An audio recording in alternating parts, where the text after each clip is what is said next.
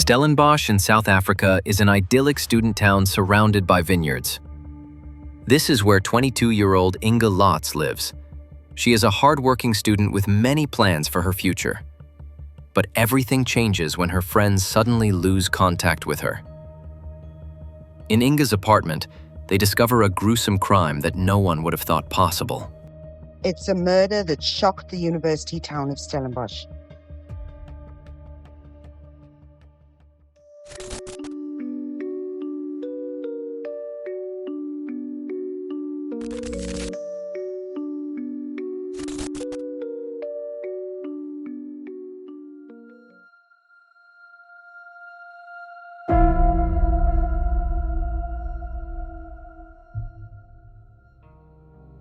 Inge Lotz was born on March 9, 1983, in Pretoria, South Africa. Her parents, Jan Lotz, a radiologist, and Juanita Lotz, a physical therapist, had been trying to have a child for many years.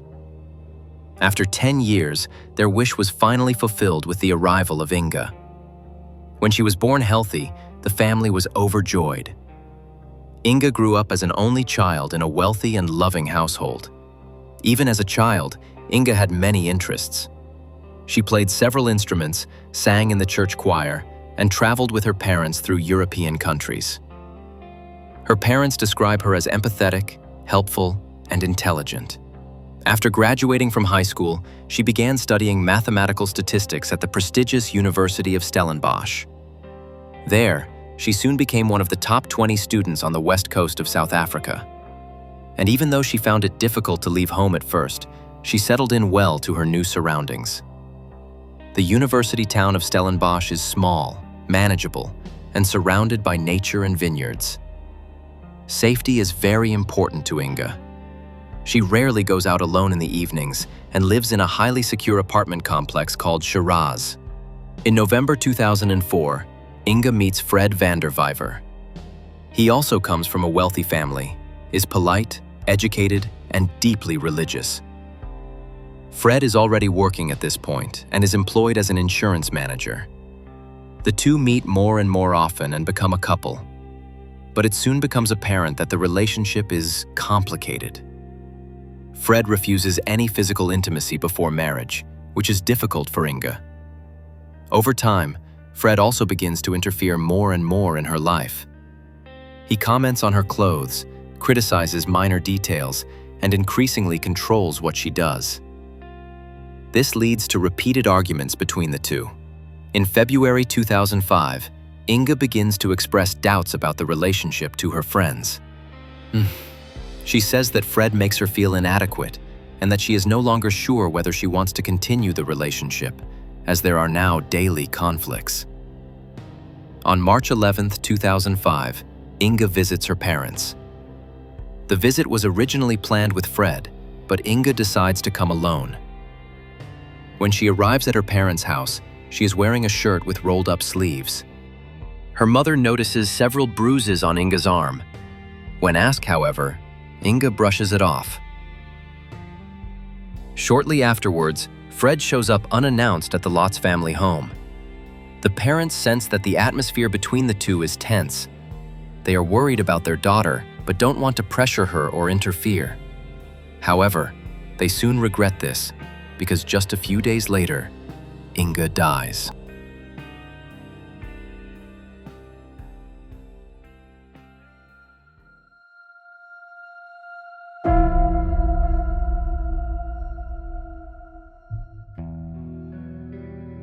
On March 16, 2005, Inge meets a friend for coffee at noon. During this meeting, she mentions that she had a particularly heated argument with Fred the night before.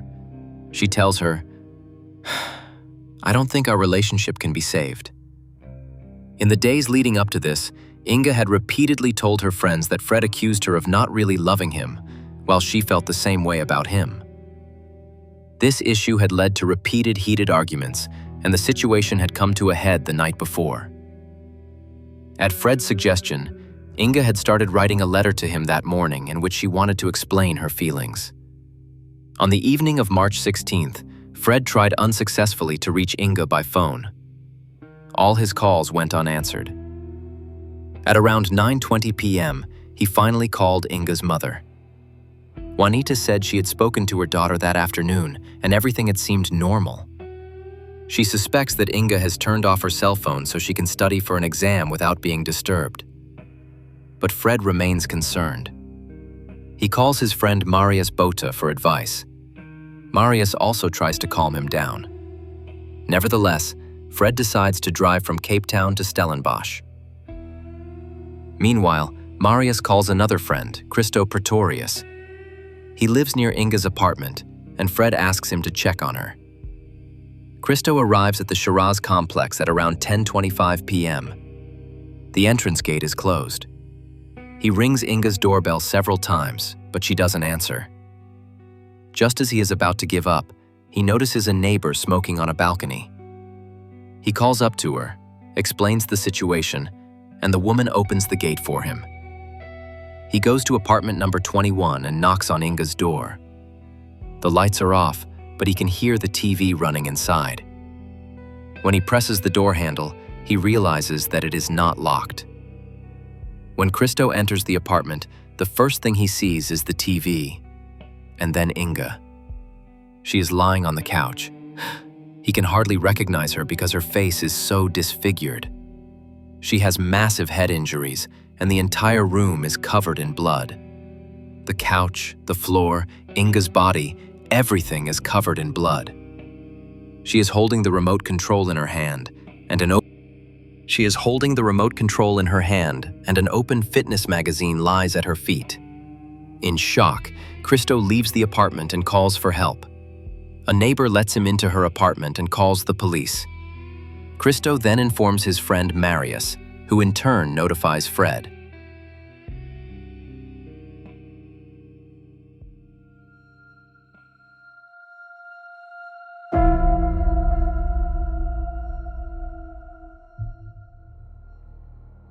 Just a few minutes later, the police arrive.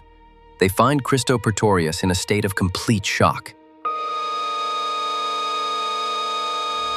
They immediately begin securing evidence and interviewing witnesses. Inge is dead. She was struck multiple times on the head with a heavy object, presumably a hammer. In addition, she was stabbed 47 times in the neck and chest. According to the autopsy, the cause of death was a combination of massive force to the head and the numerous stab wounds. Blood is found in the sink in the bathroom. A blood-stained towel lies on the floor. The perpetrator apparently washed themselves after the crime. Right next to the towel is a bloody shoe print. A large knife is missing from the knife block in the kitchen. The remote control for the electronic access gate to the residential complex has also disappeared. However, other valuables such as Inge's purse, car keys, and jewelry were not touched. And the murder weapons cannot be found. The police determine that there are no signs of a break-in. Inge is wearing her pajamas, and the TV is on. Everything indicates that she wanted to spend a cozy afternoon on the sofa. Investigators conclude that she knew the perpetrator and must have let him in voluntarily. The violent manner in which she was killed also points to a relationship crime motivated by anger. The autopsy finally narrows down the time of death to between 4 and 6 p.m. Fred is asked when he last saw Inge. He states that she drove to his workplace in Cape Town in the early afternoon to give him the letter she had written. After that, they only communicated in writing. At 1:30 p.m., she spoke to her mother on the phone. According to Juanita, they seemed normal, chatted briefly with 2 caretakers in their apartment complex, and then locked their apartment door twice behind them, as usual. At around 3 p.m., Inge is seen on a supermarket surveillance camera buying a hamburger. Shortly afterwards, she is seen renting the DVD The Stepford Wives. It is the same film that is later found in her DVD player. After that, her trail goes cold. After 4 p.m., there is no sign of life from her. It is clear to the police that the perpetrator must have known Inge. There are no signs of a break-in, no signs of a struggle, and Inge had apparently prepared herself for a quiet evening. Investigators rule out the possibility that she would have opened the door to a stranger, and based on the descriptions given by Inge's relatives, suspicion soon falls on Fred.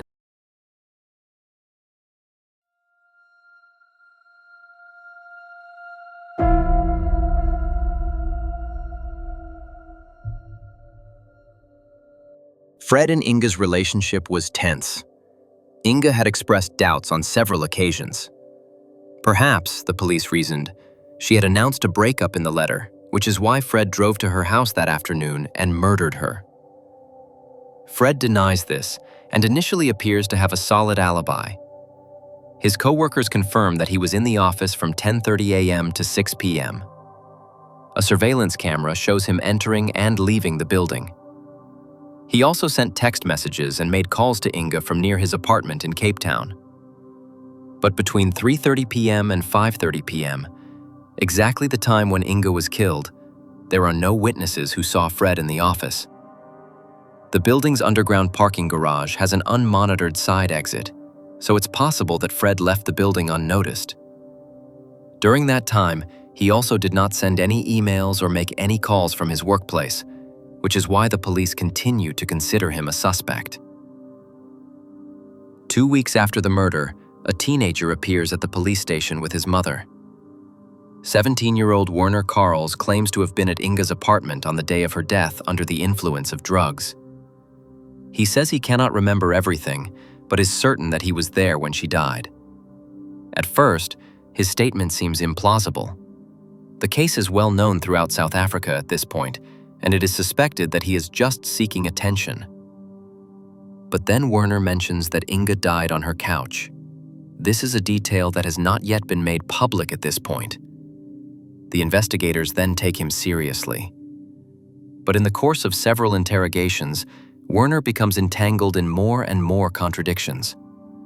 Sometimes he says he committed the crime himself. Sometimes he says it was an acquaintance named Jaco. Then he explains that Jaco does not exist. The date of the crime also does not match his statement. Werner says it was Saturday instead of Wednesday, and when they try to take him to the apartment, he cannot find it. Even though the question remains as to how he knew about the couch, there is no solid evidence of his involvement. Ultimately, Werner is ruled out as a suspect, and his statements are no longer given any credence. The investigation now focuses on Fred again. The police ask him to produce the letter that Inge gave him on the day of her death, but Fred refuses at first. A few days later, he submits a document.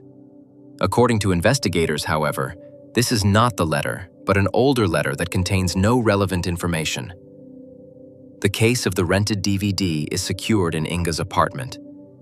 In addition to Inge's fingerprints, the police also find Fred's on it. But Inge had only rented the DVD that afternoon, after her meeting with Fred. According to his own statement, he was no longer with her after that. So how did his fingerprints get on it? During a search of Fred's apartment, investigators find a pair of freshly cleaned sports shoes. The bloody footprint in the bathroom comes from a model that matches these shoes exactly. A hammer is also found in his car that could be the murder weapon. However, no traces of blood or DNA can be found on it. Nevertheless, the evidence against Fred gradually mounts. 3 months after the murder, Fred suddenly wants to cooperate with the police. He voluntarily takes a lie detector test and passes it. Nevertheless, he remains one of the main suspects for the investigators. A few weeks later, he is charged with the murder of Inge Lotz. The trial begins in February 2007 and becomes one of the most complex in South Africa's judicial history. Fred's family hires several renowned criminal defense attorneys. The prosecution assumes it was a crime of passion. Inge wanted to break up with Fred, which he did not accept. The evidence on which the prosecution bases its case is Fred's fingerprints on the DVD case that Inge had borrowed on the day of the crime, the shoe prints in the bathroom, and the hammer in his car. But the defense refutes all 3 points.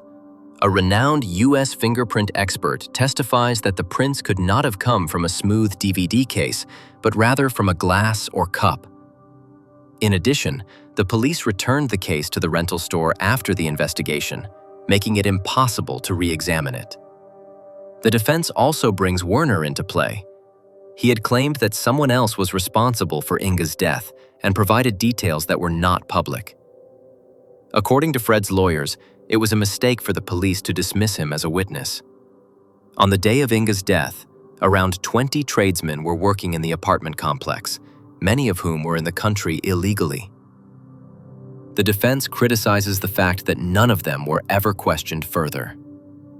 The question of whether Fred would have had enough time in the 2-hour gap to drive from Cape Town to Stellenbosch, kill Inge, wash himself, and return remains controversial. The defense considers the time frame too tight, as his colleagues saw him calm and inconspicuous in the office around 6 p.m. Finally, a forensic expert retracts his earlier statement and says that the shoe print cannot be conclusively attributed to Fred's model, and the hammer does not clearly match Inge's injury. This undermines key points of the indictment. As a result, Fred is acquitted on all counts in November 2007. The judge sharply criticizes the investigators. He says, annoyed, he has never seen such poor work in his career. Inge's parents are sad, devastated. They continue to believe Fred is guilty, but decide not to pursue a civil lawsuit in 2009. Instead, they campaign for the investigation to be reopened. A petition collects thousands of signatures, but the police remain inactive. Rumors continue to circulate that Fred's wealthy family influenced the investigation. There is no evidence to support this. The case, therefore, remains unsolved to this day, and Inge's murderer has never been brought to justice for his crime. Inge Lotz was only 22 years old, and that brings us to the end of today's video. What do you think about this case, and who do you think murdered Inge Lotz? Feel free to write your opinion in the comments. By doing so, you'll also be supporting this channel. If a video receives a lot of interaction shortly after it's uploaded, it's more likely to be recommended to people who haven't subscribed to Insolito yet. Don't forget to subscribe to the channel and activate the bell. Otherwise, there's not much else to say. Thank you for watching, and I wish you a good morning, afternoon, or evening, depending on when you're watching the video, and hope to see you again in the next video. Until then, ciao, everyone.